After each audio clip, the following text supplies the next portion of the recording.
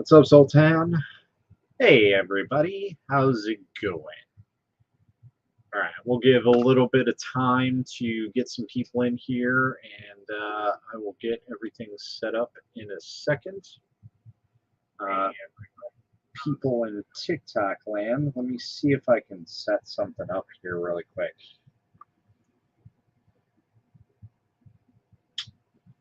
Don't know if I'll be able to, though. We're going to exit this really quick. We're going to try do this again.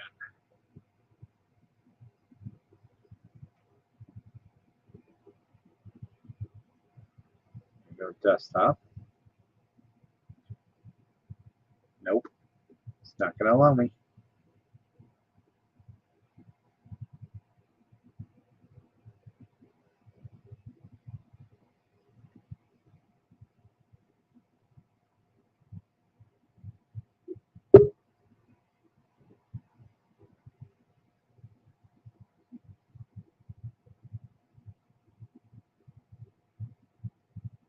I don't think it will do it, but we're going to give it a try.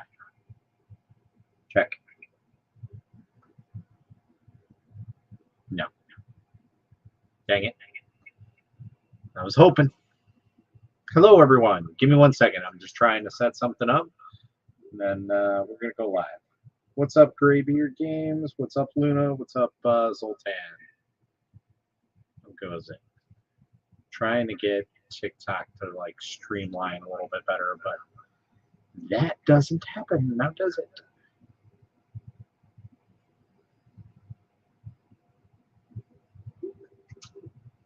That's fine. Oh god. Oh god, Jesse.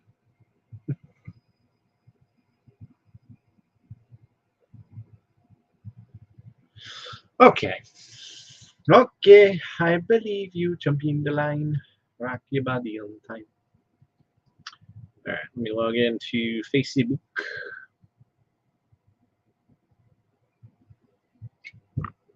Alright. Hello, sister. Hello, my sister. Hello.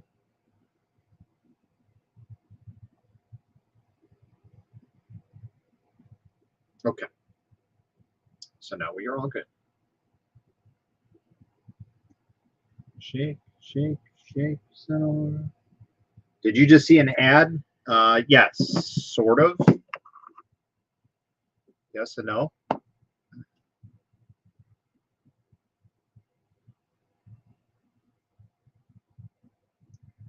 right, so we'll give a little bit to get everybody in here. We'll start in about 5 minutes or so, 4 or 5 minutes, give or take. So we got a couple people from TikTok. So yes, we are streaming on multiple platforms. We are on Twitch. We are on Twitter. We are on YouTube. We're on Facebook. We're on the Facebook group and my Facebook personal page. So just letting y'all know.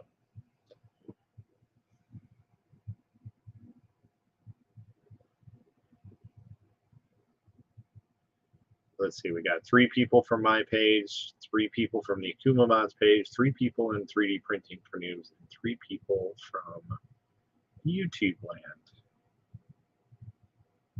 We have 163.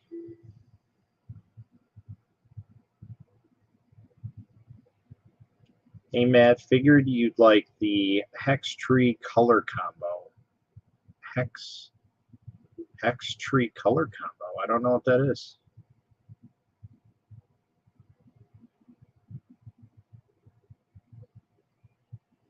What has become of the humble god of resin? What's up, Impact? How's it going? I'm also watching Joel on YouTube. Yeah, I just left his stream. I was going to go live, and then I literally like set everything up on YouTube or on StreamYards, and then I go to like do all this stuff, the extra steps on YouTube, and then I see that, oh, Joe Telling is live, and I'm like, oh man, this is gonna be bad. but it's all right. I tagged you, red black hex tree. Really? On TikTok, or did you tag me on like Facebook or something? I haven't checked most of my messages since I got home, to be honest.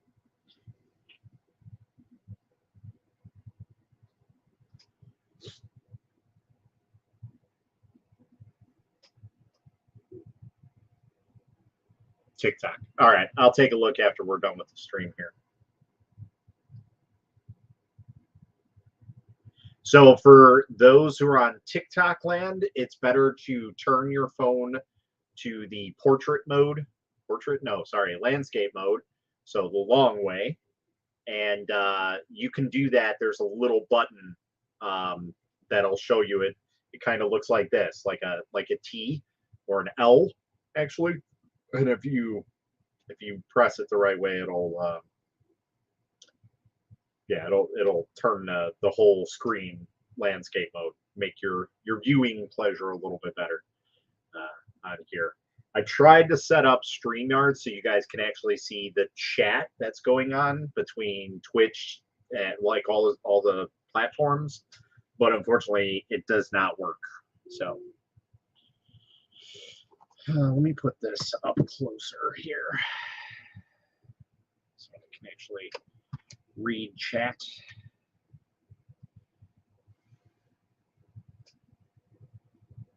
Maddie, you should check out Sharp 3D. I'm having a blast using their program, and it's been super easy learning curve. Is that a designing program, I take it?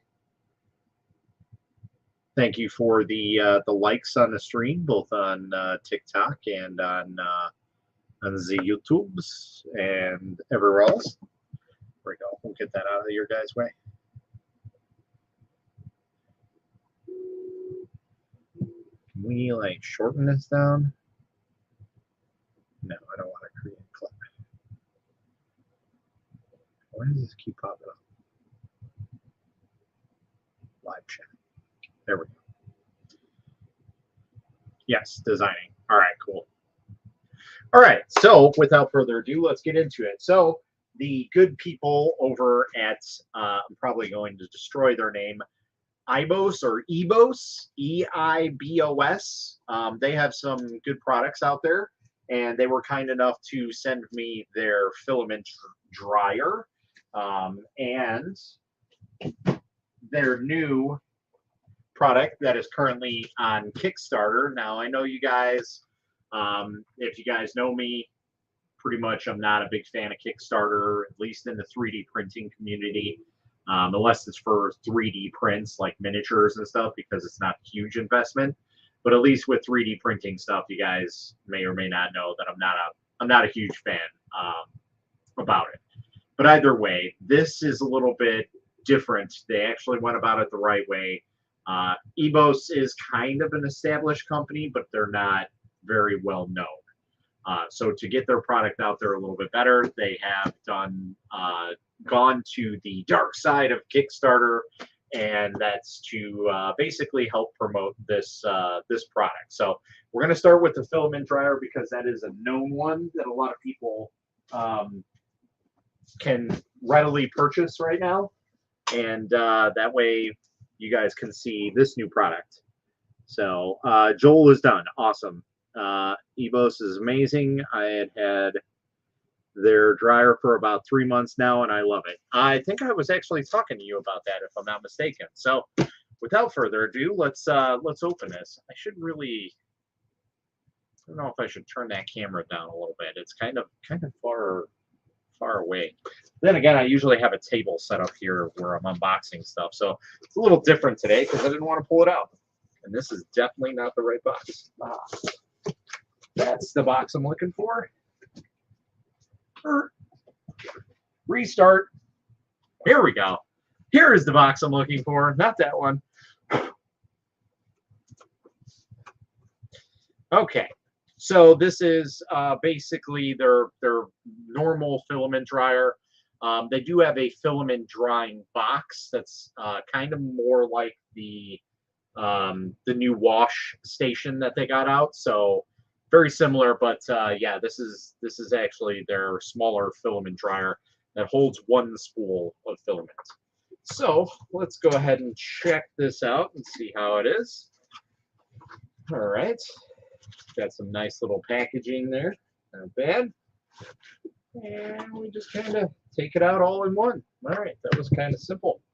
Now there is some instructions in here, so let's go ahead and grab it. Some nice little packaging for those who are concerned about it.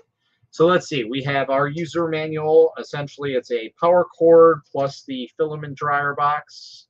Before using, do not insert the power cord in the socket when the product is not being used. I guess that kind of makes sense, but I mean, most of the time you're not using it in a sense. So I don't know, that's kind of correct, but not correct. So only thing I don't like about it is the plug fits super loose easily and comes undone. Okay, so that's a good note. We'll take a look at that. Do not touch the heating vent to avoid scalding. Okay, so that means it gets pretty toasty in there, I would guess. Or maybe they just do that just to say, hey, there's a possibility. Do not put anything into the heating vent to avoid electrical shock. Okay, that's pretty easy to understand. When unattended, please turn off power supply to prevent accidental fire. So obviously this does not have any type of kill switch on it. So that kind of worries me, but we'll take a look at it and see. If the product malfunctions, please turn off the power and contact EIBOS or the distributor. Do not try to fix it yourself. Yeah, like I'm never not going to do that. But either way, I'll always end up contacting them, even though I probably already tore it apart. The pictures and instruction in this user manual may be inconsistent with the real product. Okay, so they write it before. EIBOS is not responsible for any direct or indirect damages caused by product operation and modification, and any accidents caused by user inattention. Okay, so pretty much it just says installation instructions. Pull down the tab, put the filament in, adjust the position of silicone loop. Okay, align the lower buckle first, plug it in, and then turn it on. That's essentially what it is. So our product parameters are, it's an AC input, 112 volts or 220 volts at 50, 60 hertz, 45 watts. The size is 225, 225, 103 package. Guys don't really worry about that. Humidity range is 10% to 99%. Temperature range is 40 to 65 degrees Celsius. So it's got a pretty good range on it.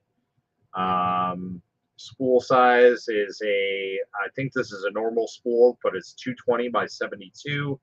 And then your filament size, this is only made for 1.75 millimeters. So for those who are using any special type of filaments that are above 1.75, well, then it isn't for you. What's up, Chase? How's it going?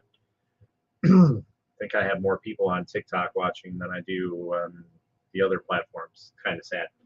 Then again, I haven't done one of these in a while. So knob temperature. So it does have a PLA setting. It has a TPU. It has an ABS, a PETG, PC, and a PA. And the following data were tested in a laboratory at 25 degrees Celsius, and all of the data provided is for reference only. So that's pretty nice. It says for pretty much for PLA, it's a 4-hour like time frame that you want to use, or maybe that's what it sets at.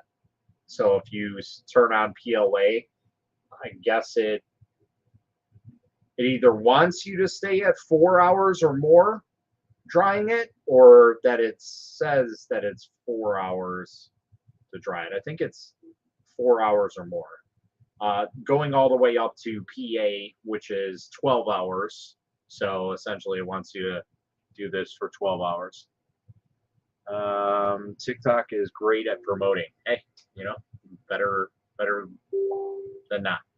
So,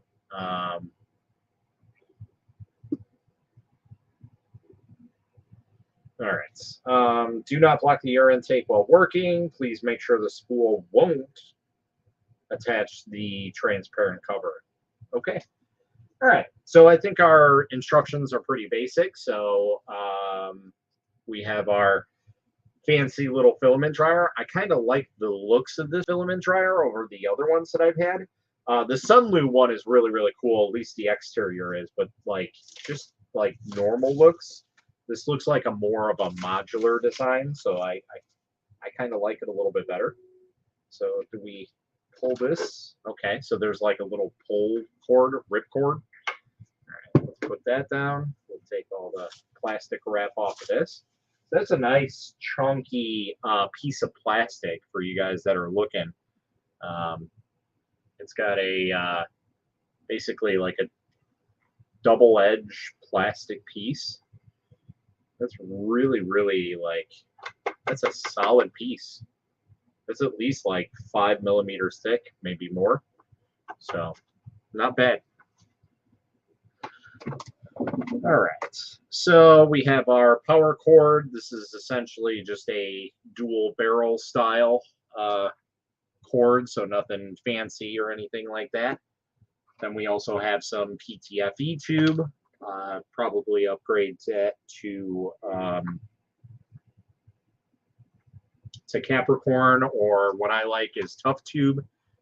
Choose what you want. So making fun Halloween stuff. What do you have printing? So I have a couple things printing right now. Well, actually I did.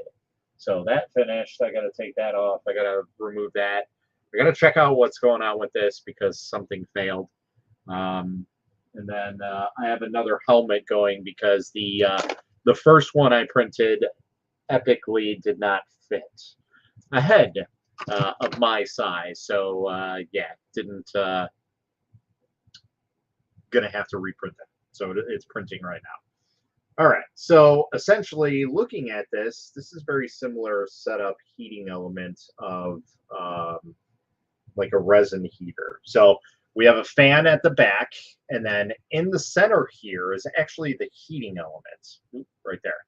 So that's where all the heating comes from. So there's actually, like, if you look inside there, there's some grates, and then there's like vents you can see, and then there's some more like coils, I guess you could call them, and that's essentially the heating element. So, and then in the back or in the front here, I don't know if you guys will be able to see that, but right in here, this entire piece is kind of like removable. This is the humidity sensor. So that's already on and ready to go. Yeah.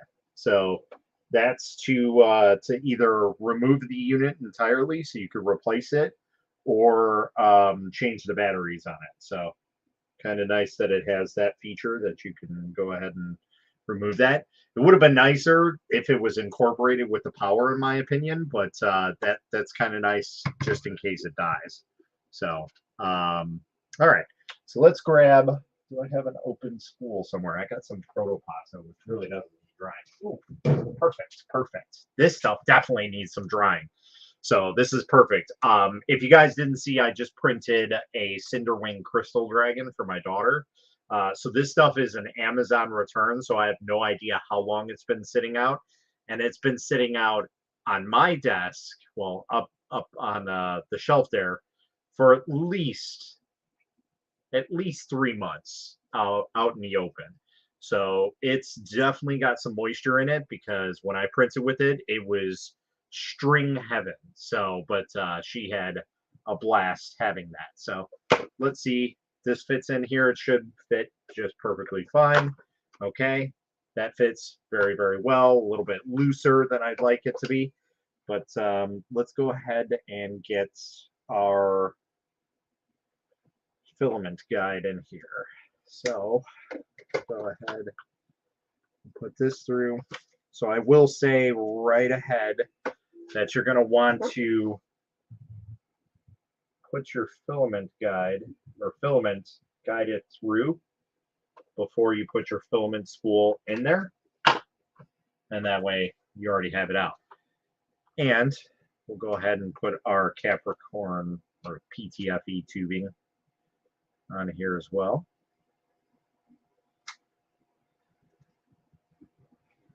And you can feed that in. So it's got a nice little grommet in there that fits pretty tightly.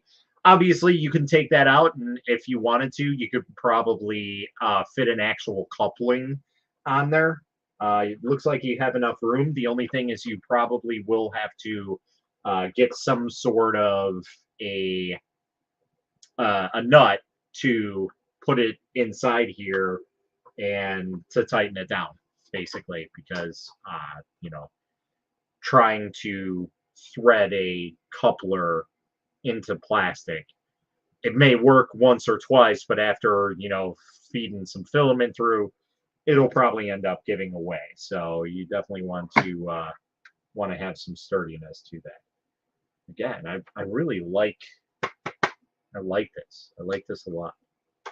I wish it was on both sides so you can see it, but I understand why they didn't do it on the other side. So yeah, this is really nice. So just FYI, I just noticed this. So there's a front PTFE placement, and then there's one also on the back. So you can put this either way you want to. So we're going to go ahead and put this back down, and then this should clip right in there. And there we go. Boom. Super simple. Now, the other thing was talked about, that Reaper talked about,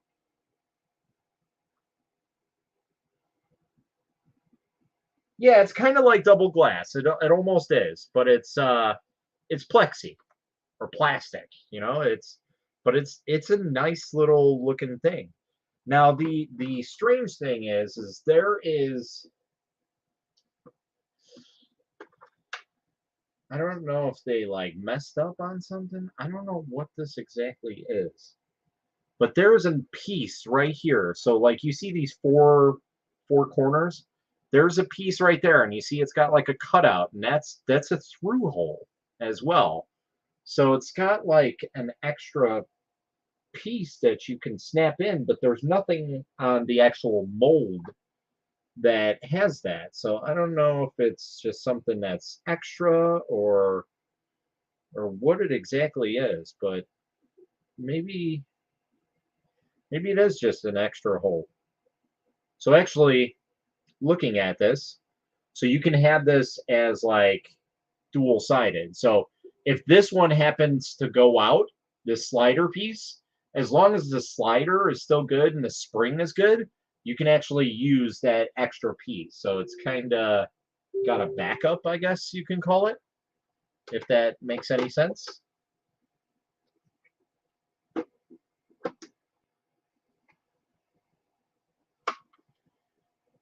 No, I think, yep, EIBOS is messaging me right now. So I don't know if they're watching the live stream or not. But yeah, kind of I really, really like this design. I like this a lot because you can see what type of filament's in here. And, you know, it's frosted enough to where it's dark and kind of out of the way. And it's got a bulky enough area to where, I don't know, maybe we'd be able to fit a 3 kilogram. I don't know. That might be stretching it. But there is a lot of room in there. Like you guys can kind of see how much room there is between that glass plate and the back of the spool holder. So, all right, let's check this. So I will say that these are usually really janky. These are cheap power cords. And I mean, rightfully so. I mean, you don't have to spend a lot of money on them. They're mass produced. So if this is a problem being loose, this I can tell you right now is just a really, really cheap version of this. And I probably have a better one, like an actual good plug-in unit. So if need be, we can always replace this. You shouldn't have to, but if need be.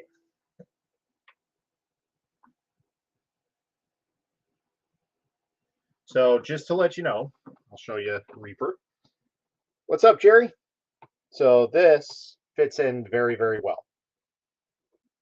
The only thing that moves is the actual part that's supposed to, but the cable itself is in there. It works very well, and I'm not like pressing it in there too much, but it works. So looks like another place to put a lock. Yes, exactly.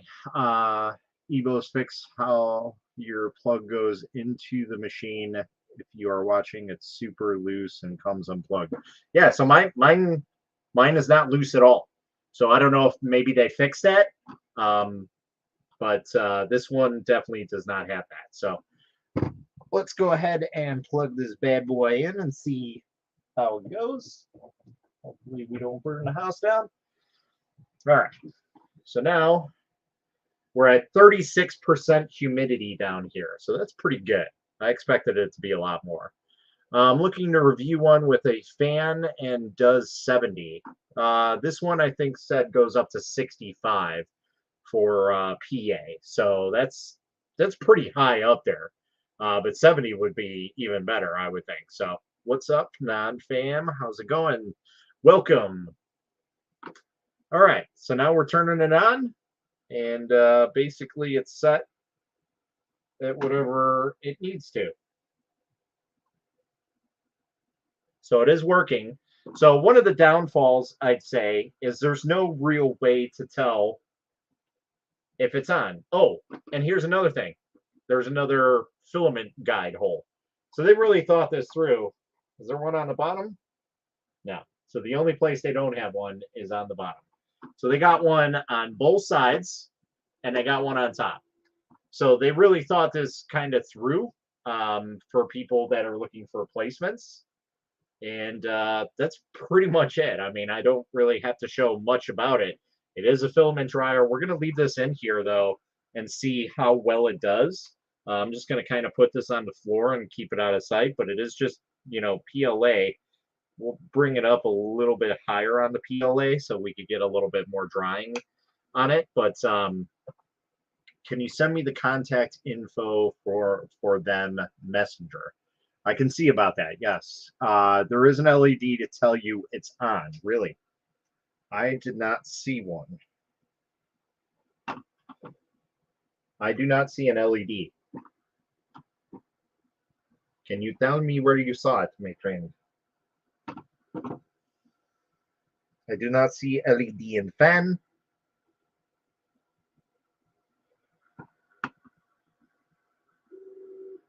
Yeah, unless my version is different, I do not have an LED on mine.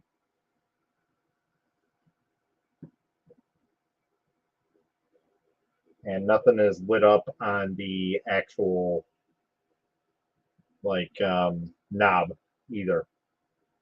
But I do not see any LEDs on here. In the bottom right-hand corner, there's an LED at the glass. I do not have that on my model. So let's open this and see. I do not see any LED on here. I do not even see, so it looks like there might have been something there. But that looks more or less plastic molding, like something was there. Because I do not see anything. There is no LED light on this model. So I don't know, maybe you have a different model. It's possible because I have had this for a little while, so this might be a pre-production unit. So just FYI, I'm letting you guys know that's a possibility. So that's why things look a little different on my model. But yeah, I don't see any LED on mine. So you might have a little bit better version than mine. All right, so that's pretty much it for the EIBOS filament dryer. So now what we have is we have the new bad boy on the block. This is the new wash station. So give me 1 second. Let me see what they sent me over. They sent me an STL. So let's see what this STL is.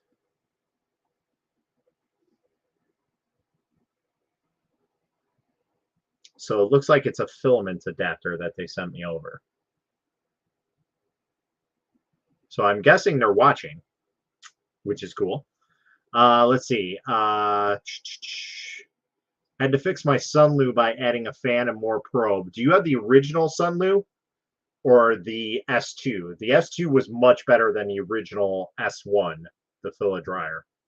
Sir, sir, can I get some resin profiles for the Anycubic Photon Mono X6K? I saw your question. So I saw it on TikTok, so I will get to you once we're done here. And I can set up a quick profile for you, but I'm just letting you know I can set it up, but as I say to everybody else, use it with caution because it is really, really fast. And if there's a failure in the vat, the potential of destroying a screen or a FEP are very, very high because they are such insane speeds and they don't slow down. They are there to be as quick as possible, and that's kind of how it is. So just letting you know. Typing on phone and watching on bedroom TV. Original. Okay, so yeah. The original wasn't that great. It had a lot of issues with it. So yeah, exactly. I had a pre-release as well, and even the new one. So to compare with the filament dryer that Sunloo has, so this is the S9, and this is the one that comes with it, so you can hook it directly into there. I don't know why maybe because they had a bunch of these laying around, they just decided to retrofit them for the S9 and call it a day. But the problem with this is the design only allows for heating at the bottom part. So that's the issue with the Sunloo, at least the first generation of the Sunloo dryer. The second generation is much better, but what's nice about this EIBOS one is it's a dryer on the inside, so you get even heating throughout the spool, and it basically goes right up against the glass and pushes against the glass, and so it heats the entire thing, unlike these where it's like a heating pad and not an actual heater. So the EIBOS actually has a fan incorporated with it, so you're going to get a lot quicker heating, a lot more of a even heating throughout the entire thing because it's able to push that air through and heat it properly. So it's much better design than these old things. So how's it going, man? Welcome, welcome. I got EIBOS chatting with me. I think they are still watching. Yes, that is the very beginning version. Okay, so they have confirmed that this is a pre-production unit. So I'm just putting that out there. So somebody that is chatting on TikTok, because we are live on all the social media platforms that we possibly can be. EIBOS is chatting with me directly, and they basically stated that I do have a pre-production model. So it's been a while since I've had it, and I've needed to do a review, and I've just been so busy. So my apologies for that, but let's get into our new pride and joy that's on the market. Let's see if I can try and do this back here somehow. There we go. That's a little bit better. So we have our user manual, resin 3D printing after process unit. So this caught my attention because it had some very interesting things on it. So let's go ahead and see what is all about this. So we have our power cable, and it does look like it's already connected. Oh, I opened it upside down. I guess that's kind of a good thing. So let's go ahead and try and take this out. I'm losing my grip. What's up, Raymond? How's it going? I put a 50-15 fan on the back clear part with a probe, but it only does 55C. So exactly. So that's kind of pointless.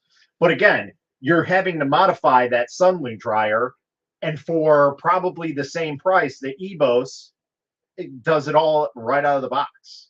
Like, and you're spending, you know, probably another $10-15 over the EIBOS to get it to what the EIBOS does. So it's kind of pointless in my opinion. All right, so let's see what this all is.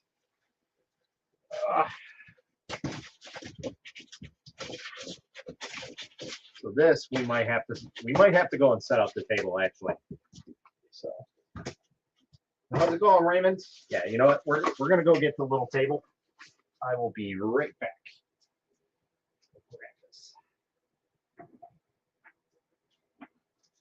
Grab our little dinner table. Maybe I'll put you guys up front here so we can see everything. We'll do some dual cameraing. What's up, Sniper? What's up, Impact? Have y'all ever just used a regular toaster oven? So with that being said, let's talk about that for a quick second. So Impact was talking about a toaster oven. Now, some other things that you can use is a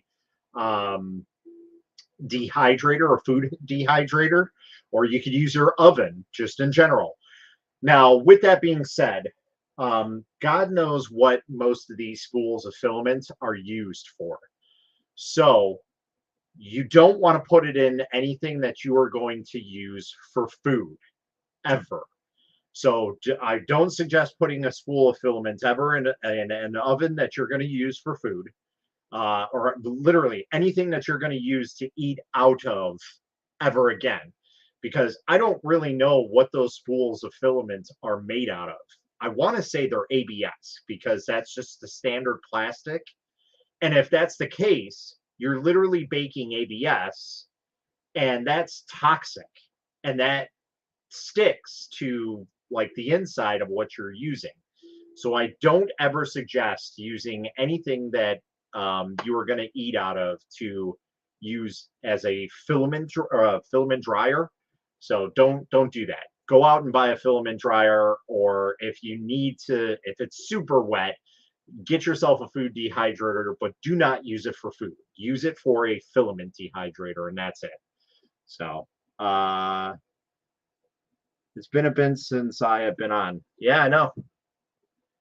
All right, so let's see if we can get this up and running. Okay, so there we go. Let's bring this down a little bit. There we go. You guys have a first-person view. Let's bring this up a little bit.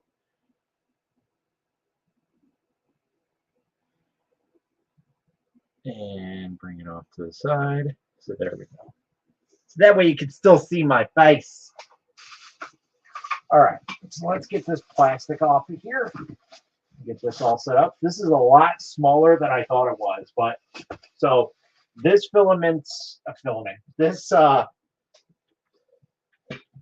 this station is going to be meant for people that have smaller printer setups. So just to let you know that the adapter is automatically connected to it. I'm not a big fan about that, but maybe sometime down the road they'll make a change and make it removable. But as of right now, that's probably my least favorite with this. However, it is only 12 volts at 3 amps, so it's nothing spectacular. Again, this is probably a pre-production unit, so again, things will probably change a little bit by the time you guys actually see this product. Let's bring this up just a hair. There we go. All right, so fancy logo. All right, so on top here, we actually have the power. Let's see if we can read this. So this is a very fancy case. I don't want to mess this up. And I'm going to get resin all over it. So we have power. We have LMH. So that's water level. Yeah, water level, or whatever you're using. Then we have 4, 8, and 12. That is your wash minutes. You have your dry, which is 12, 15, and 18. So that's a lot longer than what oh, I'm sorry. So it's a wash, dry, and cure. I did not know that. I thought it was just a wash and cure. So that right there, that's sold. Use a magnet to let the cover open while the unit is working. Okay. So yeah, it has the ability to wash, it has the ability to dry, and it has the ability to cure. And then we have a play and pause, essentially. But these are all like a capacitive touch, so you guys really can't see that. Hopefully, we'll be able to see that when we plug it in. I got to see how I'm going to do this, because I don't really have an extension cord somewhere. I don't think that's readily available. Okay, so we do have some ports on the back here. I believe that is to drain it out and to fill it back in. So that's kind of cool that it's got that type of feature. So this is, again, more or less for like a workshop setup. So that's really, really nice that they have that. Ooh. They do supply hoses. So that's interesting. 2 hoses to be exact. So we have our fittings on the back here. Okay. Interesting. So let's see. Use magnet to open the cover while the unit is working. Oh, okay. So I see what he's talking about. So to show you guys off the unit that it's actually working, he basically says there's a sensor here. I'm guessing this is what he's getting at, is there's a sensor that basically tells you whether or not it's open or closed. So, man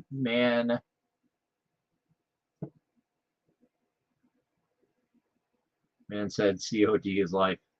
Fancy, have them send me one. I'll do a review for them. Everybody wants to do reviews. So we have our little, maybe it's a pre-wash bucket? Maybe? We'll have to see. So this is a very, very interesting system. So we have our, is this removable? Or does this stay? Looks like it stays. Seems like it stays, but it also seems like it comes out. I don't want to break it. Let's check the manual before I destroy anything. Hey, bro, what's up, Jonas? How's it going? What is this? So this is the EIBOS Wash, Dry, and Cure Station. So this is a very interesting thing, because usually it's just a wash and cure unit, not a wash, cure, and dry. So already we're way ahead of the game. So it does come out, the shelf does come out somehow, some way. I got to figure out how.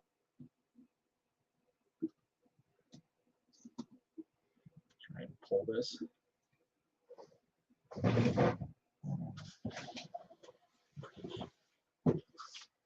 There. Get our hands in here.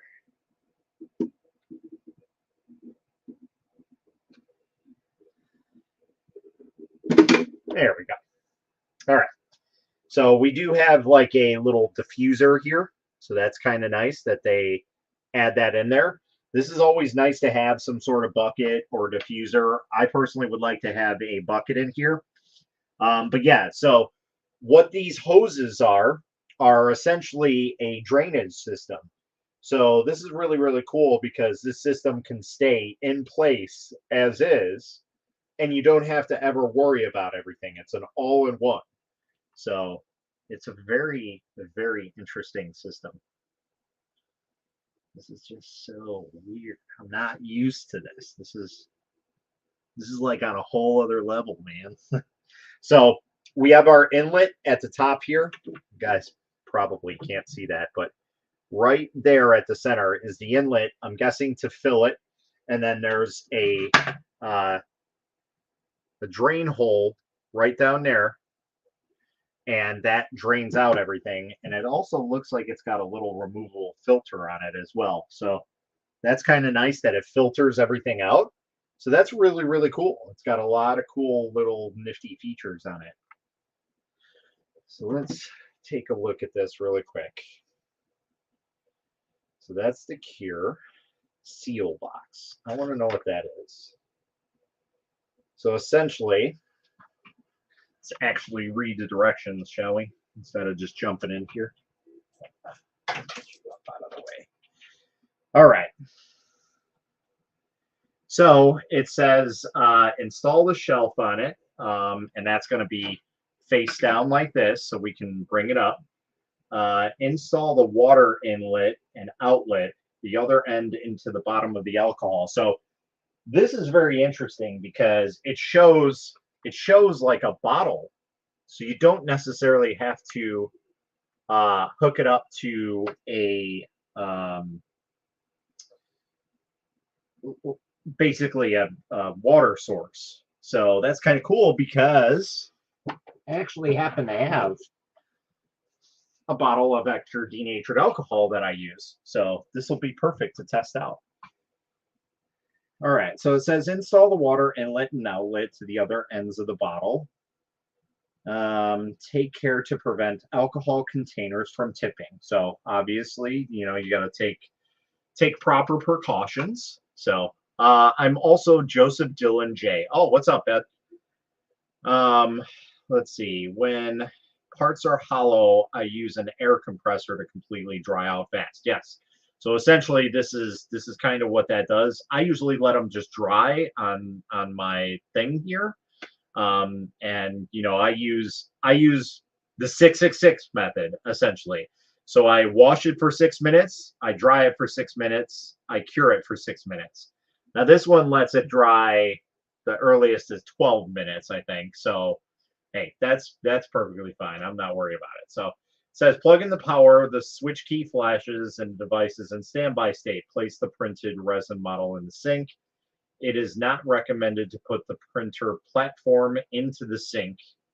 Otherwise, the platform is easy to turn white. Okay, so when it says sink, it's talking essentially about the unit. Okay, not an actual sink, but just want to clarify that. So they don't suggest using the build plate method. Now, for me, that's perfectly fine because I don't use the build plate method. I've never, ever used the build plate method. I saw that as being problematic, especially for those that use the magnetic flex plates, because, well, what happens to adhesives when you apply isopropyl alcohol or alcohol to it? They become loose. So it's basically you guys are destroying it. So yeah, close the cover, press the switch key, the operation panel lights up. Water level, press the water level key to switch to the appropriate water level according to the model. Height, press the water level key for 8 seconds to forcibly drain the water. So if I'm getting this correct, before I even read any further, this will wash your unit, wash your parts, whatever it may be. And that's great because I have some parts right here that need washing. It will wash it, and then I think it'll drain it, dry it, cure it, and then do it all over again. I could be wrong. Let's read a little bit further into this. So press the water level. Press the water level key to switch to the appropriate water level according to the model. Height, press the water level key for 8 seconds to forcibly drain water. So exactly what I just said. It's very, very interesting. Press the washing key to set up the washing duration. Reminder light off means that the washing function will be banned. 4 seconds means 2 cycles, 2 minutes for each. So I think it goes left 2 minutes and right 2 minutes. Could be wrong. We'll test it out. 8 means 2 cycles, 4 minutes for each. Okay, 12 minutes means 3 cycles for 4 minutes each. Press the air dry button to switch the air dry duration. When the air dry indicator is off, the air dry function will be banned. Okay. Press the curing button to switch the cure duration. Reminder light off means the curing function will be banned. After setting the duration of each function, click the start button and the unit will start working. So can you literally do all in one? Like you just put it in there, set everything, press play, and it does everything for you? I'm interested to test this now. I really just want to jump in. Anyway, let's just keep reading here. Yeah, that's very interesting if it does it that way. 2, the device will pause when the upper cover is being opened during the working period while the internal buzzer of the device will prompt. So that's what he was talking about. Like I said, EIBOS is actively messaging me on Facebook here and just telling me. So he said basically keep it open and put a magnet right here because there's a sensor, and that'll show you the washing part of it. So we'll check that out. The device will pause when the upper cover is being opened during the working period while the internal buzzer of the device will prompt. The device will continue when the upper cover is being closed. So basically it does have a function to make sure that everything's good and not being opened. The mesh size of the shelf board is 14 millimeters. Do not clean the model smaller than 14 millimeters. So that's good information to know because you know that 14 millimeter prints will just go right through that and you will have a destroyed print. So it's very specific. However, we might be able to change that with a diffuser or a new style diffuser. But just to let you know, when you change the diffuser size, your washing abilities are going to change as well. So you might have to change your washing ability from like 2 minutes to 8 minutes, you know, and that's essentially what it'll be. So lights are too bright. No, it's the camera itself. It's not a great camera. I could probably switch some things around, but it's a Logitech camera. It's nothing fancy. So my apologies if it's a little whitewashed for you. It is recommended to use alcohol or IPA as the cleaning solution. Water, no add, e.g. soap, hand sanitizer, detergents, etc. can be used for water washed resin as the cleaning solution. So yeah, so essentially you don't want to use this with like simple green or mean green. That will be detrimental to the parts inside. And we've seen that happen with the regular wash and cure stations on the market. It basically starts eating away at the metal inside of the wash stations. So let me plug this. Oh no, we are okay. Never mind. All right. Taking IPA as the cleaning solution as an example, after repeated cleaning and use, a large amount of resin will dissolve into the IPA, resulting in a gradual decrease in cleaning effect. So this is why I've kind of switched over to a pre-wash and then a wash. And that's essentially what it is, because the more you dirty your alcohol, the less effective it will be, or your wash. Okay, so just keep that in mind. The following methods are recommended to increase the times of IPA can be used. After took out the printing model for the printer, simply soak the model with a turbide alcohol in order to remove most of the resin on the surface of the model, and then put it in the device for automatic cleaning. So essentially a pre-rinse, which can increase the times of IPA use. Absolutely does 100% fold. It's great. There is a seal box in the package, so I kind of figured that's what it was for, which can be used as a pre-cleaning box before automatic cleaning, or other large size containers can be used as pre-cleaning tank. So they basically cover all of the bases on this. This is amazing. Like, no company thinks literally outside of the box like this. This is crazy. 2 pre-cleaning tanks to soak in sequence for better effect. For the IPA that has already been turbined, let the waste settle after standing for about 10 hours and then slowly pour the upper layer of alcohol into other clean containers, which can increase the times of IPA use. Yes. Maintenance, we're just going to skip that. That's basic stuff. Troubleshooting. The model. So here's some tips for you guys that are into resin printing. And I get this from time to time. People ask me. Number one, troubleshooting. The model turns white after curing. The IPA is too turbid.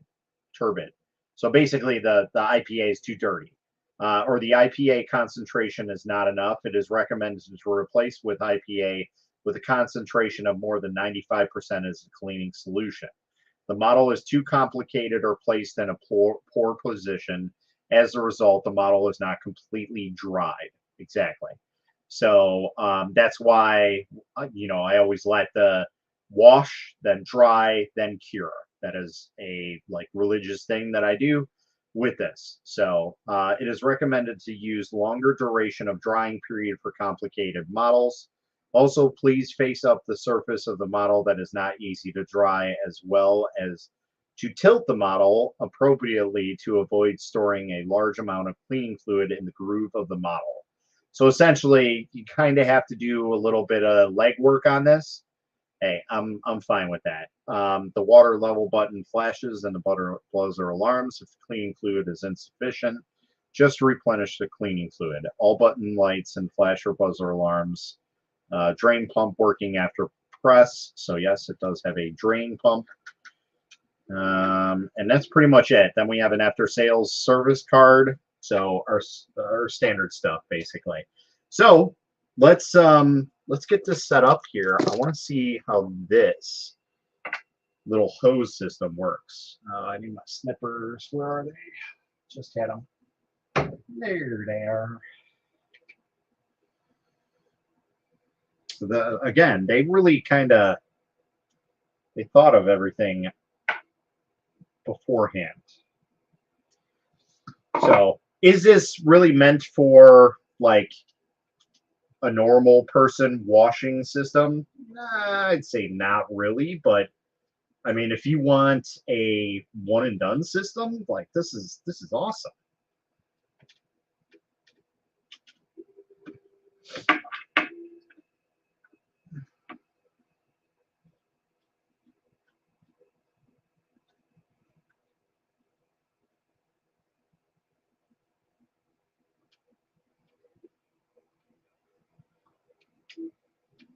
All right. So I'm going to try and get this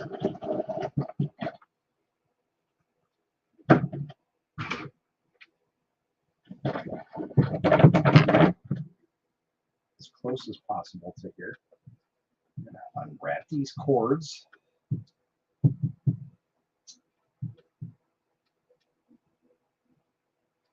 So I would suggest printing out some spacers or something to keep those collected together, those cords. Or, using zip ties of some sort. So, yeah, it is a bit overexposed. So let me see if I can change this really quick. Let's go to scale filtering. No. Filters, maybe?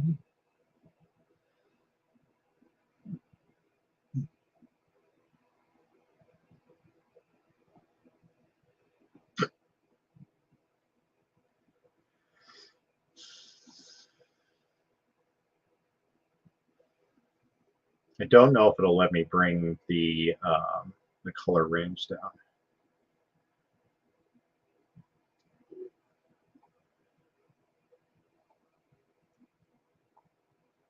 That's a little better.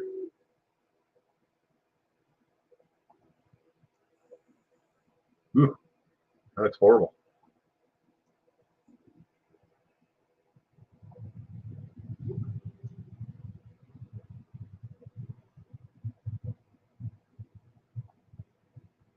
There we go.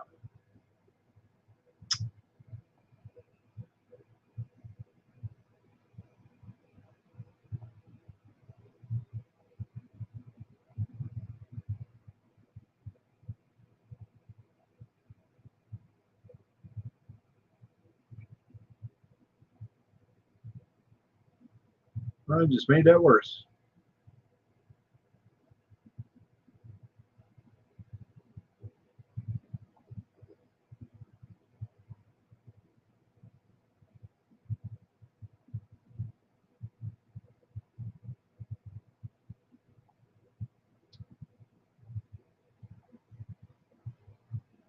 That is not the right thing.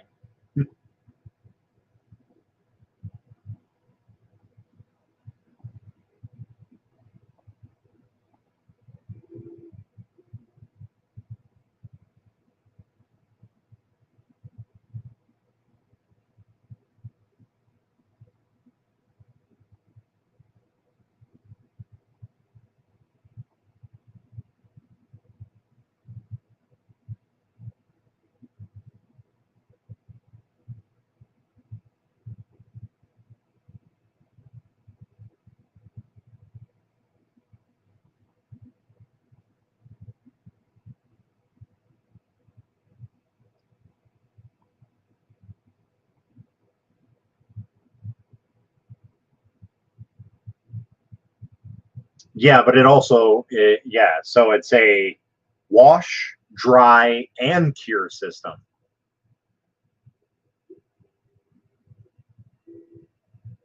So that's the cool thing about it. Well, that's about as good as we're probably going to get. Whoa, we can do that?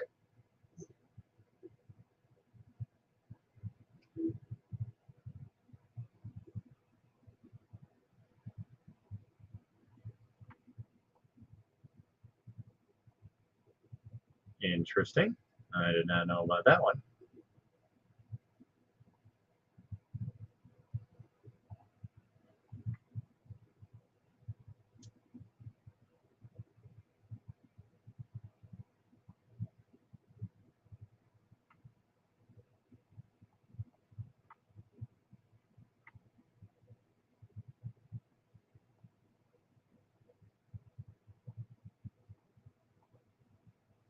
All right. Well, I think that's about as good as we're getting right there.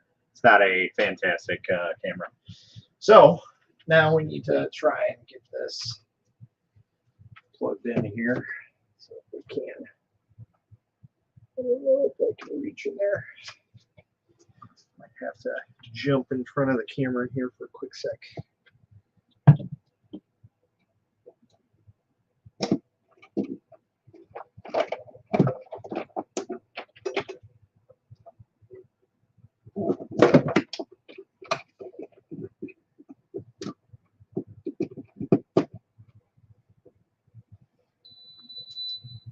Okay, so let's see how this works.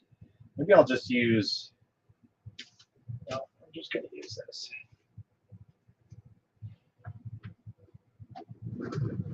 I don't think these are going to go down as far as I need them to.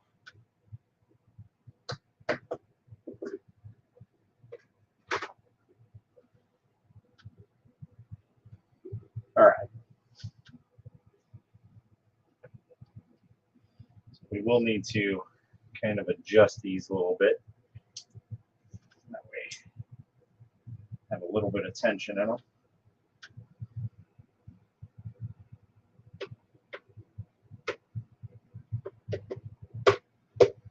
Ow, I have open wounds. That hurts.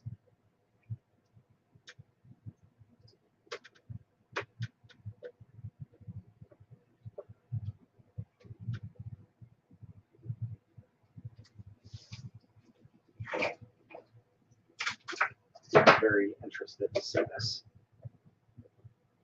We're gonna have to like kind of rig this up a little bit. All right. So I have my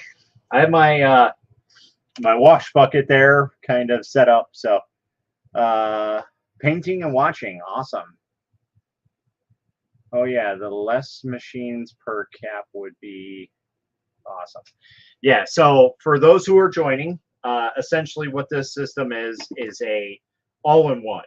So not only does it do washing, drying, and curing, it also adds your liquid and takes out your liquid, if that makes sense. All right, so essentially we are going to do this. Let's get our user manual. So we are going to install that, take care to prevent alcohol. So our water level, so we're going to do probably medium, because I don't think it has what the water level can be at.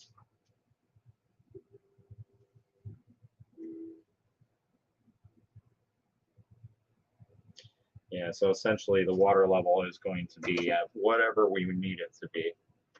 So I want to say, so in here, let me see if I can pull this over without destroying a bunch of stuff.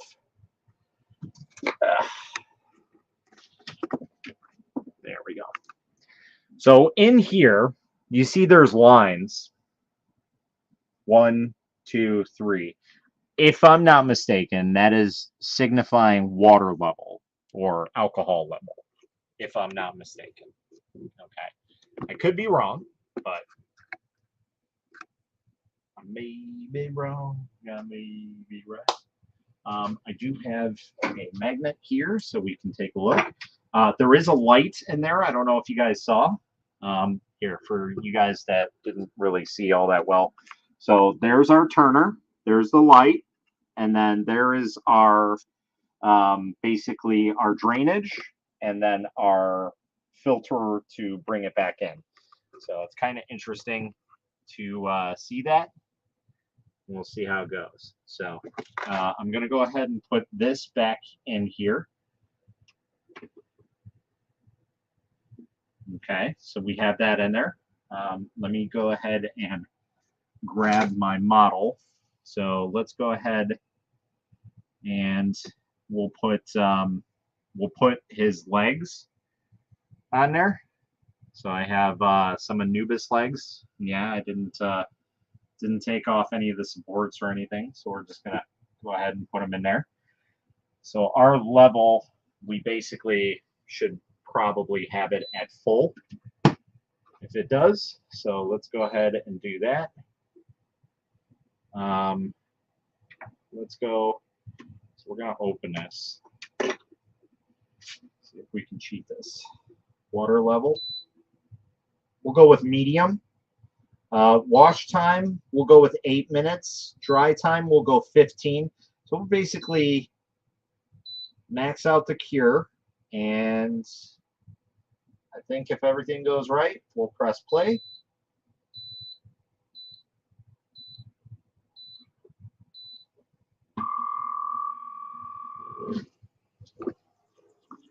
This is awesome.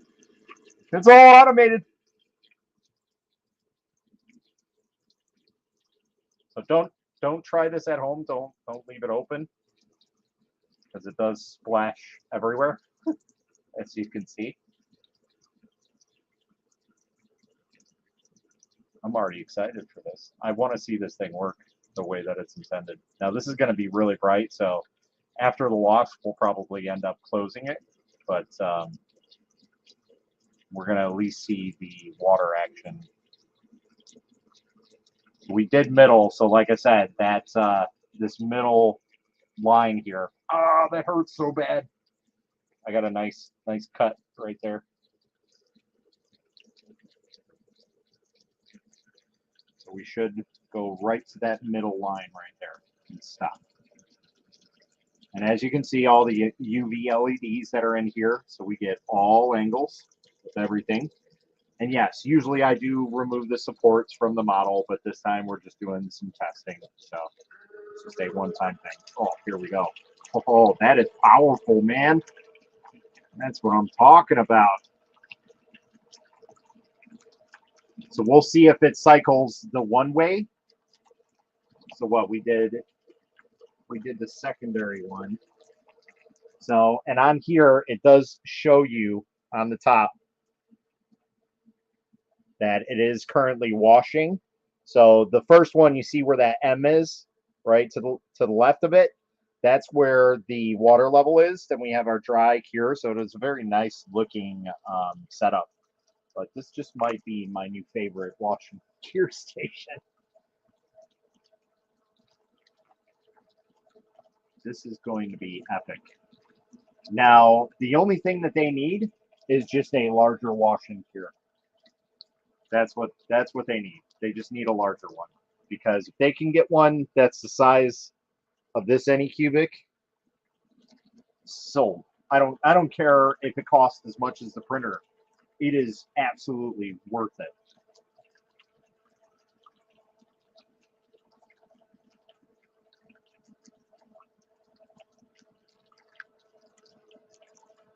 So we set it on 8. So let me read the instructions here again. What it was. So 8 seconds means 2 cycles for 4 minutes apiece. So it should be 4 minutes on this cycle, and hopefully 4 minutes on a reverse cycle. But we'll see. I'm hoping that it's 1 and 1, not all the same cycle. But that's a pretty good cycle in my opinion. Like, that's far better than even the Anycubic one, I'd say, or just as good.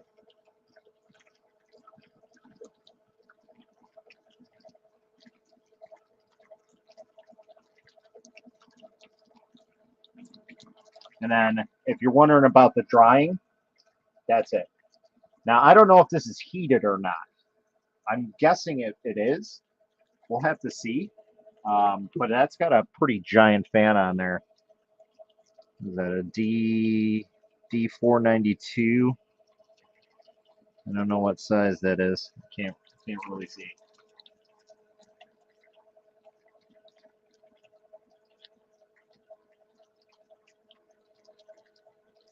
So, like I said, I kind of got it rigged up with the wash bucket here with the little basket. So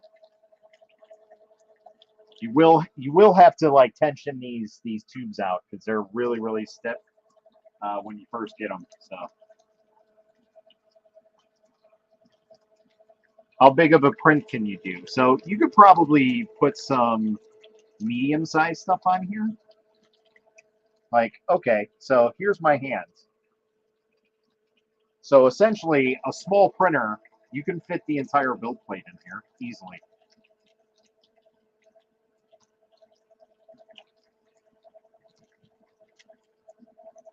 Waiting for 4 minutes to stop, and then get to do its other thing.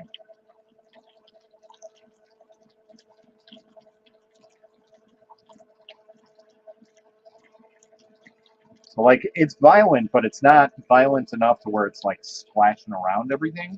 Because like my other concern is, okay, so are we going to go the other way? Oh, I already see some stuff. See some stuff floating around there.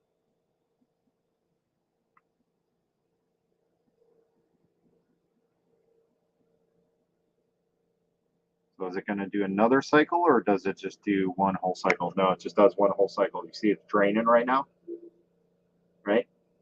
See it going down? So it is currently draining back into that. So now we're in the drying phase. So now we're going to have to like kind of rig this up so it works. So it is a little slow on the entire process, but I'm not too mad about that. So I do wish that it had the opposite features, kind of like what the wash and cure does for the Anycubic ones. But I'm very impressed with this so far. This is a very interesting system.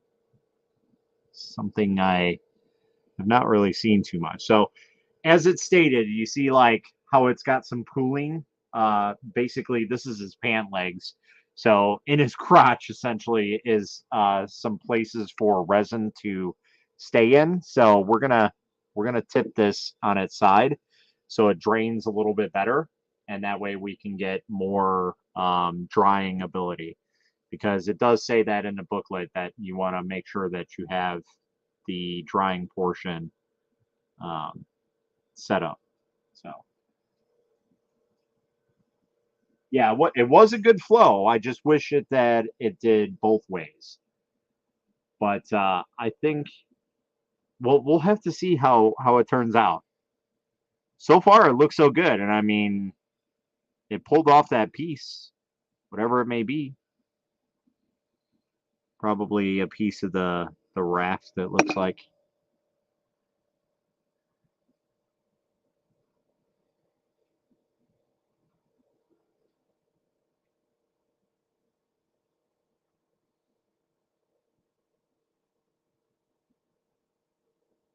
But yes, definitely a very interesting unit. Higher end, I would say. And then, like I said, that drainage there, that's going to obviously fill up with some resin over time. So you will have to take that out. There is a little like hole knob. I don't know if you guys can see that right through the holes there, but follow that LED strip straight down, and you might be able to see that the like ring. So you should be able to pull this up and get it situated.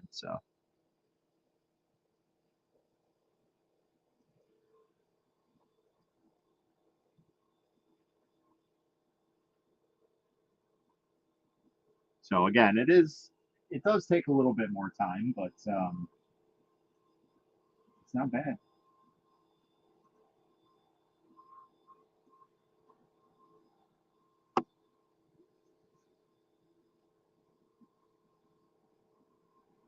So we're almost drained down.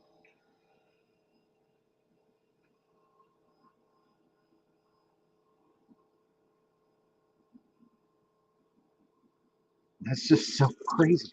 Oh wait, so it drains it, so now it's doing its second portion? Probably should have looked at that. So that's what it means, 2 cycles. Okay, so we can probably just deal with 1 cycle. Um, so yeah, we can do.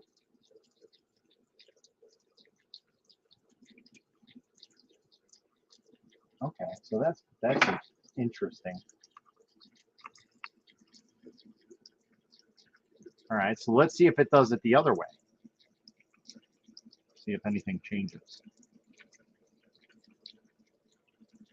So, and again, it'll tell you what stage it's in because right here, we put it on the medium. I think we can put it on the small and be okay because that does 2 cycles at 2 minutes.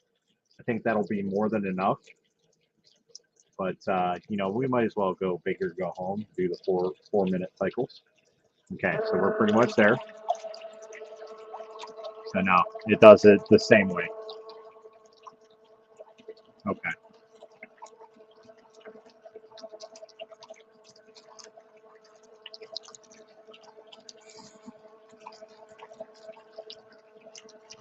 So now for those who are looking to buy this for water washable resin, one of the reasons why I don't think this would be good for water washable is the fact that this splashes up and goes inside up here.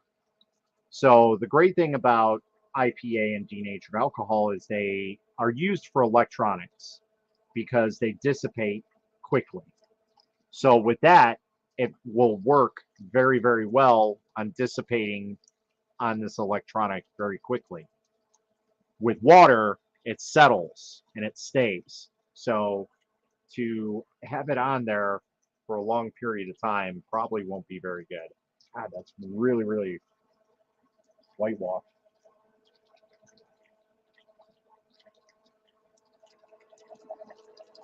Yeah, so it won't.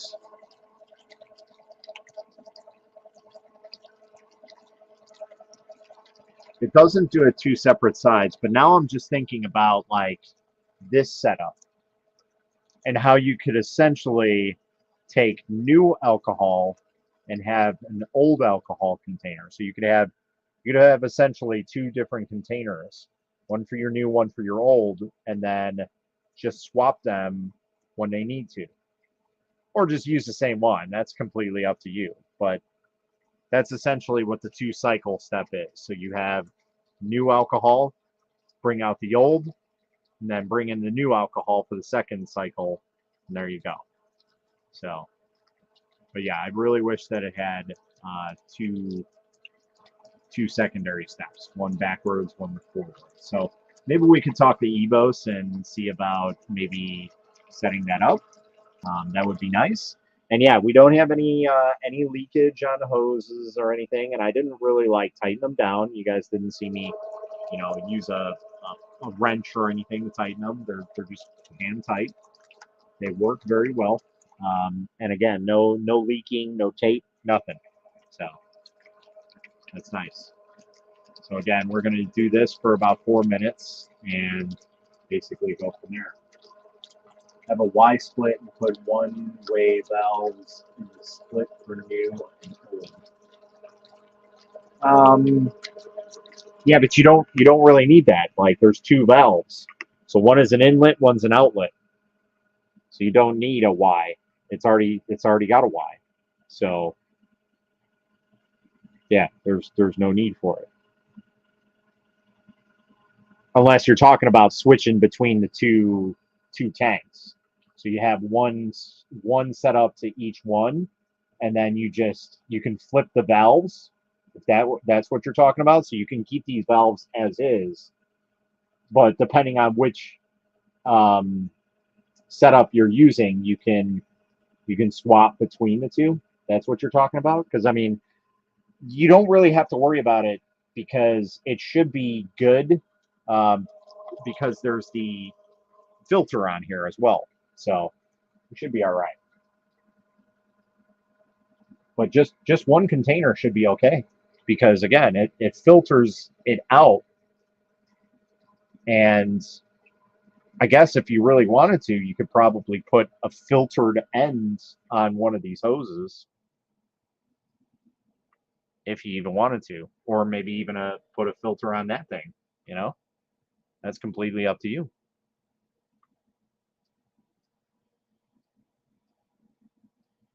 Probably be pretty hard to put a filter on there because it's the plastic that's all around it.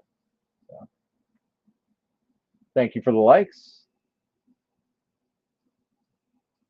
But yeah, so far, very, very interesting unit so far. And as you can see, like this is used denatured alcohol, and it's not terrible. Like obviously, I did filter it out a little bit, but it's not. No, I'm sorry. I'm thinking I'm draining out of that. No, this is not filtered. This is dirty. So it does do a pretty good job on getting the stuff that is good and filtering it out. I'd like to see what the filter looks like after a couple of usages and to see how often you need to clean it. But so if you're looking for a fast process, this is probably not for you. But if you want a right process, this is nice. Again, this is probably more of a production orientated setup. But I'll be honest, I didn't even know that it did the drying portion. I just thought that it did washing and curing. I didn't even know about it. So that's an interesting feature to have there. And so we'll have to see. I'm gonna leave this open to see how this dries, because it essentially looks like this is just a giant filtration system. So there's air pockets here, there's vents here, vents there, and vents there. So there we can kind of whitewash everything out for you. There we go. So you can see it's got some air. So I want to see how it is when it's all set up. It might not even start because I think it's also got some extra sensors here. You see there's like little tabs that are set inside of this vent. to trigger the fan, I think. So we'll see when this completes, but the print looks pretty good. Oh, I moved it. There we go. So it does have safety features, and they do work.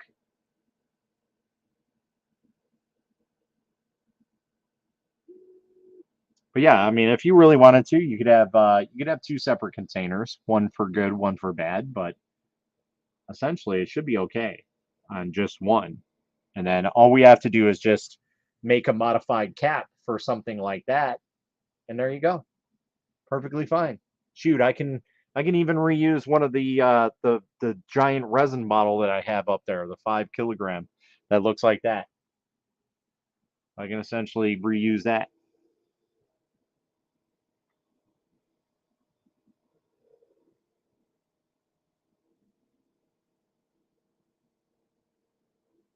But yeah, I think 2 minutes wash. So that's 2 cycles. That's 4 minutes. That should be more than enough.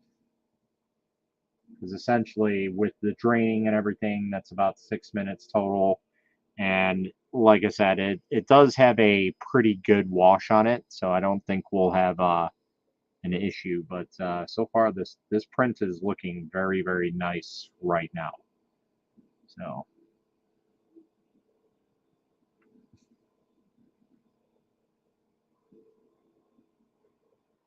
And then obviously we can make different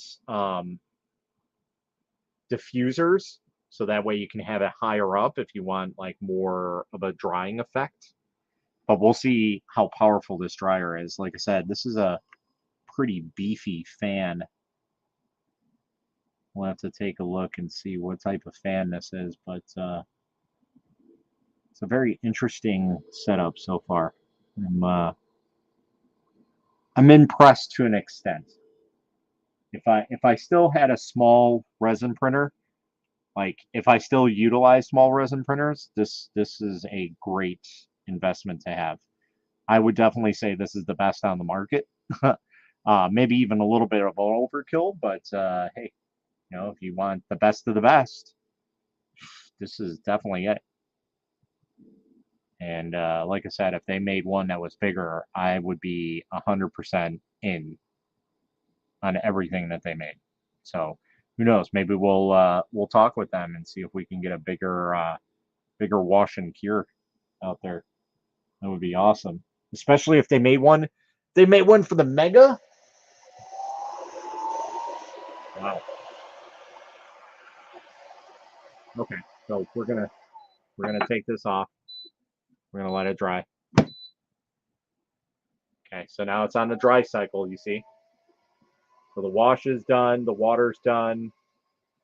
The water's done. Wash is done. Now it's in the drying effect, and then we're gonna do curing. So now essentially, and this again kind of goes to that whole water thing. So minus the issue with the water splashing into the fan. Okay, minus that. Let's say that didn't happen. The fact that this trying to dry something that has water on it is much, much harder than drying it with denatured alcohol or anything else.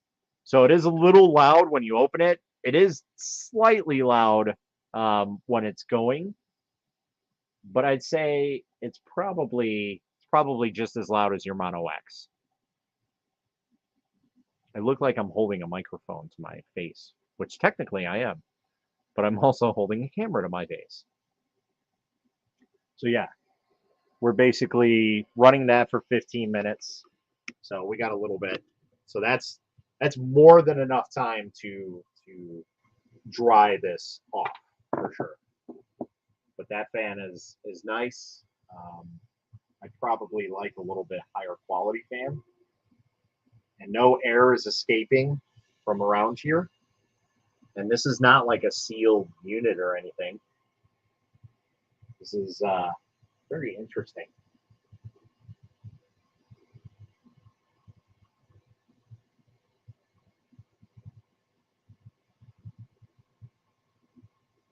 I'm curious to know, so that plastic inner line, I wonder if that can come out, because there's a tab at the back here.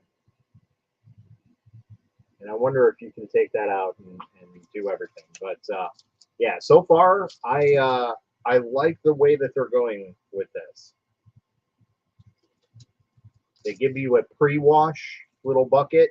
Obviously, this is only going to do so much, but so basically, like if you got this and you got a small printer like the Frozen Sonic Mini 8K for super high detailed miniatures, this is great production setup.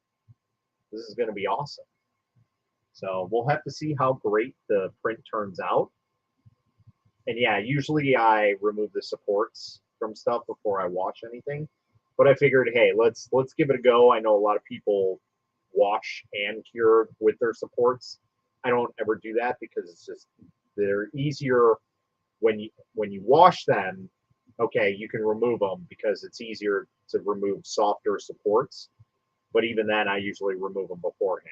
But I figured, again, some people do it that way. So thank you for the likes, Timberwolf. I don't even know how many people are in here. I got one person in live chat, in YouTube chat, but I don't know how many people are on the TikTok. It does not say. Although I guess I could press the TikTok thingy and see. But either way.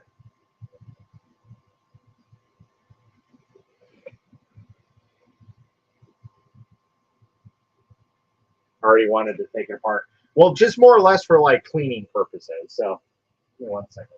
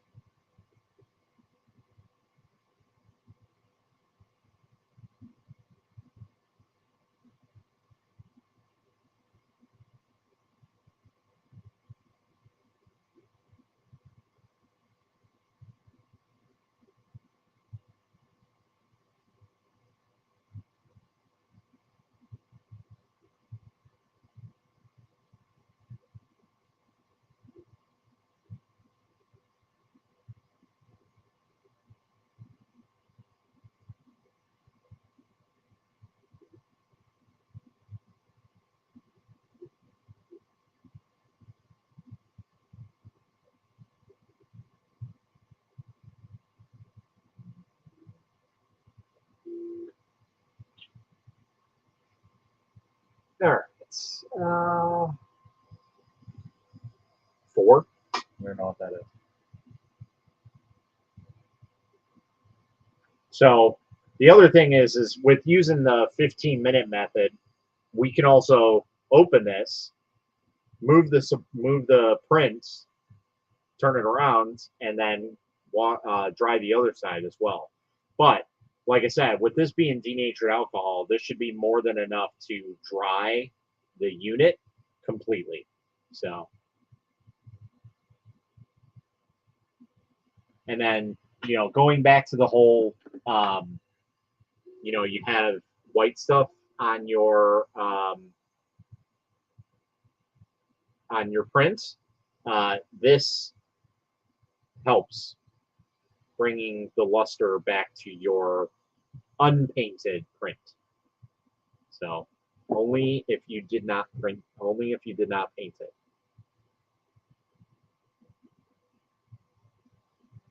Right? It's a pretty awesome awesome machine. Like I said, it's a little bit overkill for some people. So in all reality, this is more or less meant for people who are doing like casting or dental work. It's not really meant for the hobbyist, but I think the hobbyists can benefit from this. It just all depends on the application that you are needing to use this with. Like, obviously, if you run a resin print farm, this is probably not going to be efficient for you. It's not fast enough.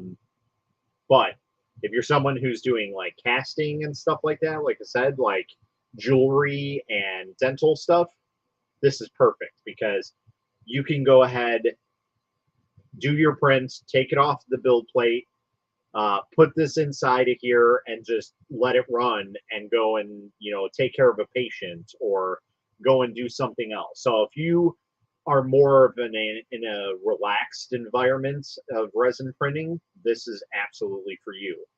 Would this benefit my type of thing? I don't know. It might. As of right now, I'd say probably not so much because I do use larger printers. So I need more real estate for washing. But that doesn't mean that it's not going to get some use out of it because it is a really, really cool system, I would think. So, I mean, it's got everything that I would need on it. It's awesome.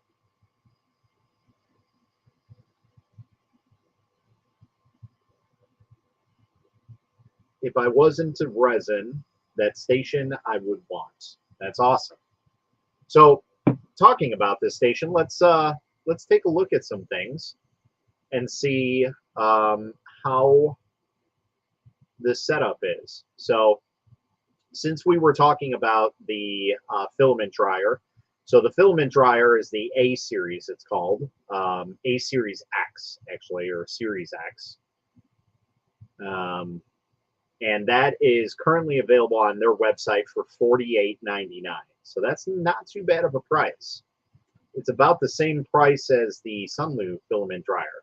Going back to the filament dryer, there is also places inside of that where you can place the desiccants inside of like the little pockets.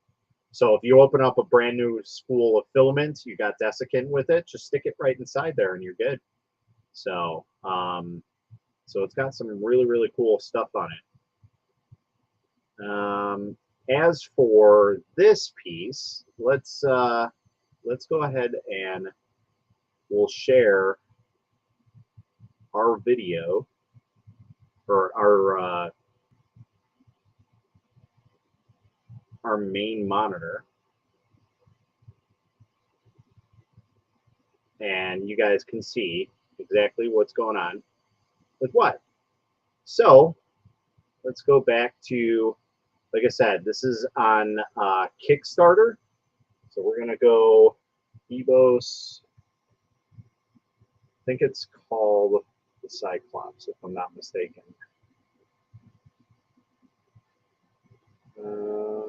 Launching soon, the Oceanus. So it is launching on Kickstarter. So it's already available on Kickstarter July 15th. Let's go ahead and head over to Kickstarter. So they're already way over their goal. Their goal was only 12,744, which is nothing. And they backed up 44,000. So you guys can actually back this project. So let's see what our supports are. So, all right. So we can pledge. Come on. Pledge without a reward. Okay. That's not what we're not worried about it. So this is in Hong Kong. Can we get it in American? Can we switch that over somehow?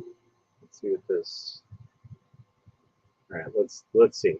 So this is the get one EIBOS Oceanus 3-in-1 automatic resin post processing. So I don't know what that is. Oh, okay. So let's go and get a converter. HK to USD. Because I'm not that smart. So let's do 1718 in Hong Kong. So that's $218? What? Say what? $218, and then shipping to the United States is another $459. So $60. So for less than $300, you can have one of these.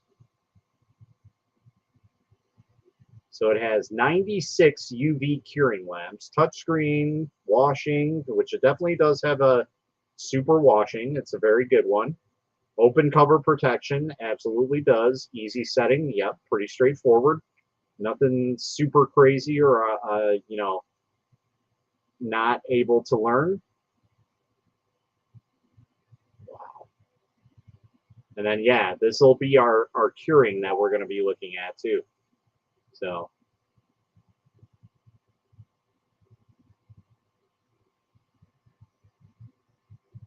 oh, so he's saying that that's the total price is $219 with the shipping.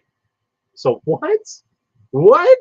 So this is only $219, you're telling me? This is as much as a small printer? So for less than $500, I can have an ultimate wash and cure station with a resin printer that's 4K. That's insane.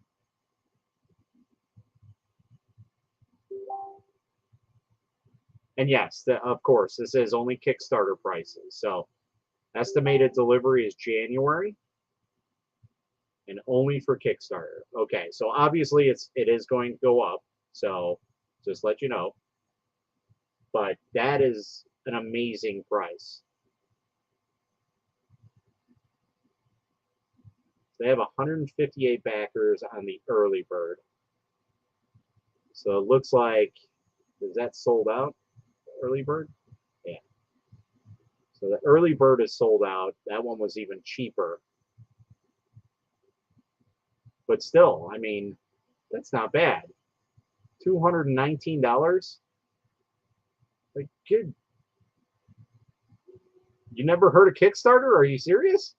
Kickstarter is like the place to go for getting projects off the ground. So let's see. We get one of the Oceanus Kickstarter price, and then 20% off future single unit retail price. So that's kind of cool if you need anything later on. Double pack if you need 2 of them. Got a couple backers for that. Let's see. Kickstarter special, Oceanus double pack.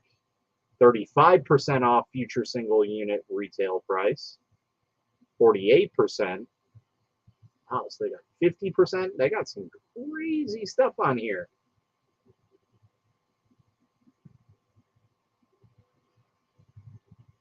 Why you need the Oceanus? Oceanus. I keep calling it Oceanus. Oceanus. Or Oceanus. I don't know. Is able to automatic filling, automatic draining. Okay, so now we're curing. So let me switch you guys back over here so you guys can kind of see what's going on. So let's put the unit back up over here. So now you can kind of see there's a light bleeding through, and that's great because it tells you that it's curing, and it's great because it stops right there. So for future reference, if you are using this and you have any open resins or anything like that near it, just be careful. I don't think it'll be an issue, but if you happen to have anything on your hands and you go and touch this while you have that light on, you might not have a good day. So just letting you know. So yeah, let's go back to the main monitor here and see what's going on here. We'll put this back up on the Logitech, and then we'll make this a little smaller so you guys can still see what's going on. Okay, so yeah, so basically you can just use a jug and put it in there. That's really awesome that it's got that. I personally would probably have some sort of a rubber grommet on there, and we can probably even 3D print a rubber grommet if we really wanted to. So there's the filters. Oh, so they even have filters on here? What? Hold up, I didn't even see that. I didn't even notice that. So it's got dual filtration system. So it's equipped with a filter screen structure and valve in several locations. These filters and valves can effectively prevent resin residue or other large particles from entering the pump body, which in order to ensure the normal operation of Oceanus under long-term work. So that is awesome. I just knew about that. I didn't even look to see on that. So that's even better.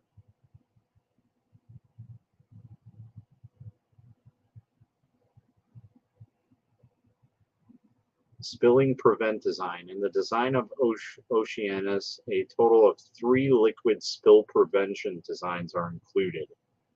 So the physical sensor, the Hall sensor, I see 2. Where's the third one? Water level sensors are included, which is able to automatically detect the water level. There are 3 different water levels in total, which is low, medium, high. So those are the marks here, 1, 2, and 3. Moreover, there is an extra high liquid level hull sensor, so basically, so it doesn't spill over. And then the physical sensor, so it doesn't, kill your fan that's in there. Memorize previous settings. At the time when we programmed the Oceanus, we have added the setting memory function. So that's cool. Post-processing results. Before cleaning, after cleaning. It's very, very nice. Comparison, the impeller. Yeah, that's a nice impeller.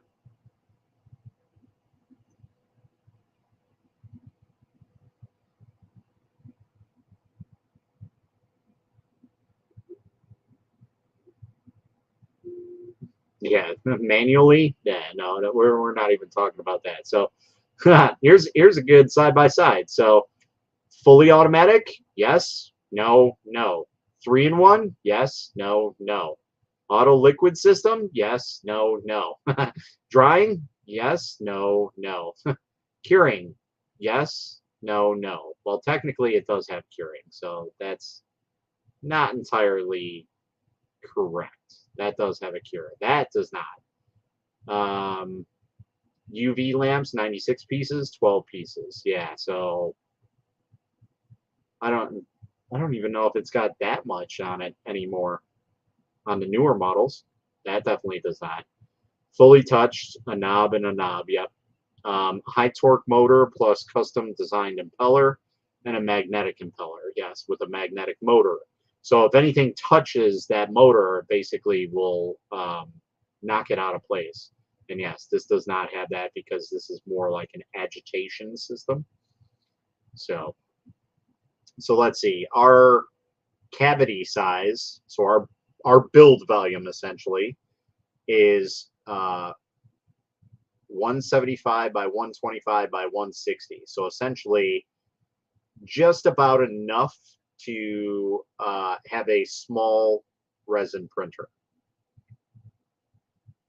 That's essentially what you can fit in there.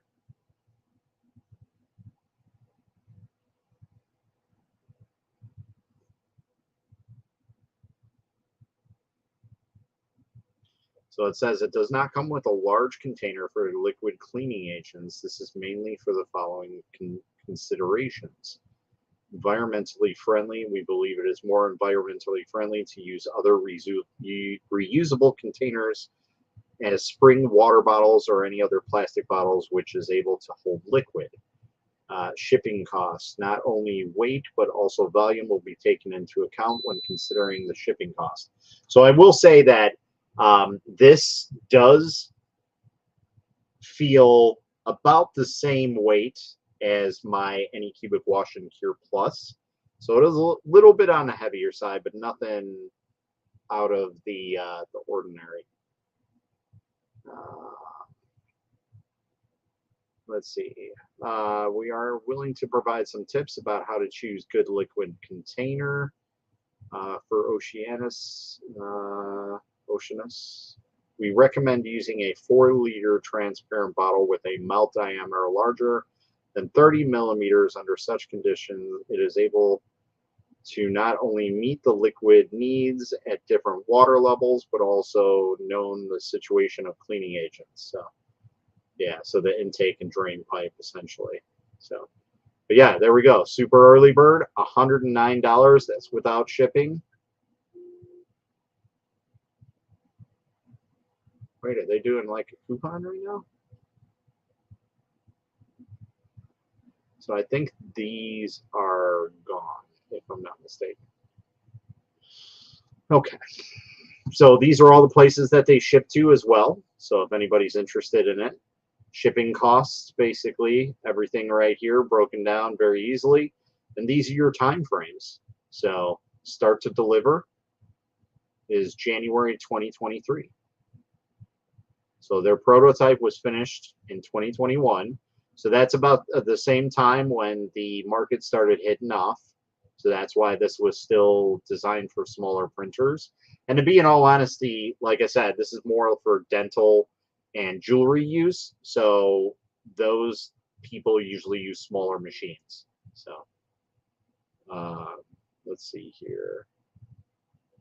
So their first prototype was November 2020. That's crazy.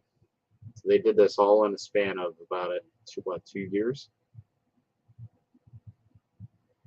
It's awesome. Firm infrastructure, human resource manage, science and technology, procurement. Good.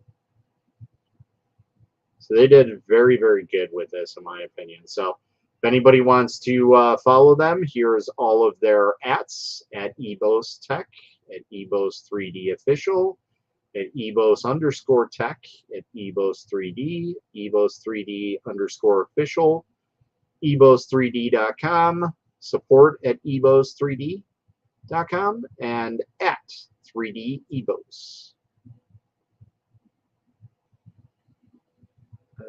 Is a startup company dedicated to make the 3D printing industry better. Agreed. So that's pretty much it for all of that. Not really anything else that I can really touch on. You guys saw how much it was, so now the final thing is how does it look? How is it? So looking at this, it looks like everything is dry. It's dry inside, and this is dry.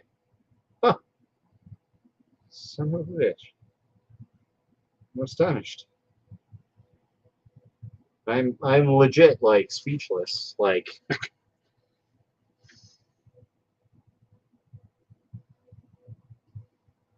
like this is dry to the touch. Even that part I was worried about is dry.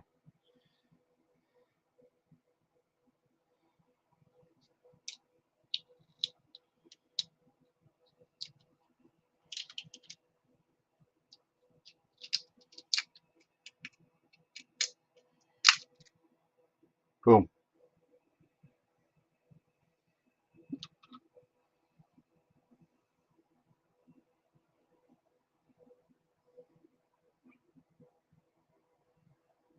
Huh.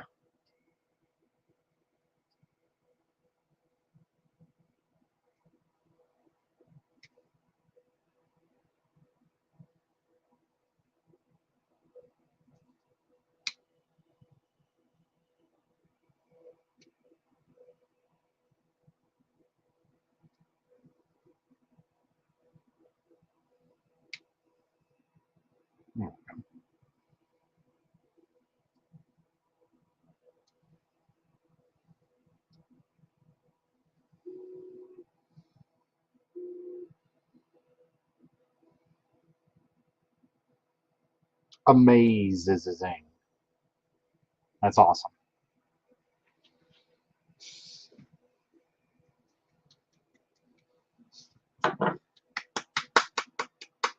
I clap. I clap. That's awesome. Like I said, it does take a little bit more time than what I'm used to, but I think I'd be okay with that. Just to have that type of technology in your hands, like this is what a wash and cure station should do. And it does that and then some. It washes, dries, and cures. It is an all-in-one. That is awesome.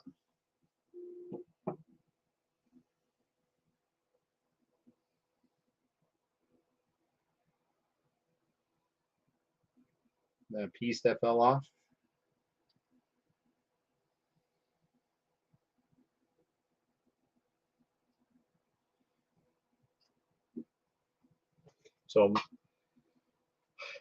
So with everything being said, what is my initial thoughts?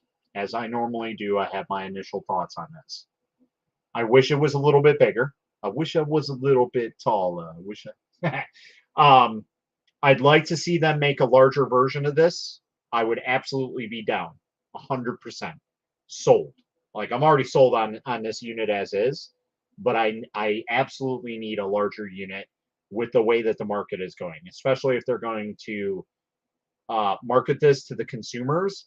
And at the price that they're getting this at Kickstarter, if they were to market this as a larger machine on Kickstarter for maybe about $100, even $200 more, because essentially you're doubling the machine, right? So if you can make it less than $400, that would be great. Maybe put 2 fans on here, some more LEDs, or even that amount of LEDs should be perfectly fine. A larger bucket, it'd be okay. But like I said, it's pretty damn good as it is right now. So if anybody needs a wash and cure station for something small, I can't even really go and say that the Anycubic Wash and Cure 2.0 is a good buy anymore, because at what, like $100 more, you can buy this on Kickstarter right now. Like, and this is astonishing. And this isn't even like the production model. This is a pre-production model. Absolutely blown away. I don't know about you guys, but I definitely am. But for the price of what you get for it, like, that is just insane. I'm already liking this a lot. So anyway, going back to my initial thoughts on it. Size, I wish was bigger. I'm okay with it right now, but definitely a bigger machine down the road. Please, if you guys are watching still, I highly suggest it. You guys are on a great path right now, and I think that would help out quite a lot. Secondly, power cable. As much as I think I know the reason why you guys went with a incorporated power cable, because you're right next to the water filling area, a detachable power cord might be better. Somehow relocate it in some way, I don't know, but maybe move the water inlets to one side of the machine and the power cables to another. That might be the best way to deal with that, because right now your power cable's here and your inlet or outlet is right here. So it's kind of a worrisome, but with it being all set in there, there's no risk of shock or anything like that. So that's my one downfall right now. Second downfall that I'd say, and this is more or less just like a personal preference. So you guys have the wash, right? It goes this way. If you guys can reverse that and do it that way. So I'm fine with it doing the double cycles, but one cycle should be going left. The second cycle should be going right. And the only reason for that is because there might be some spots that, you know, let's say I have a support right in front of this model's leg, okay? And I can get at it going from this side, but all that stuff is essentially not getting around it. So think of it as like a post, okay? If I move the water this way, I might be able to get a little bit off of the other side here. but it's not a lot, okay? Whereas if I went this way for however many, 4 minutes or whatever it is, let's say I chose the 8-minute.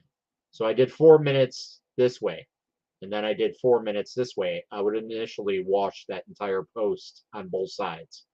So a left and a right swirl motion would be perfect. So those two things right there, I think would be great additions to this unit. They're not needed, but they would be a little bit more beneficial in my opinion. Because as you can see, it did clean off this model very well, even with that one cycle style. So I can't really complain about it.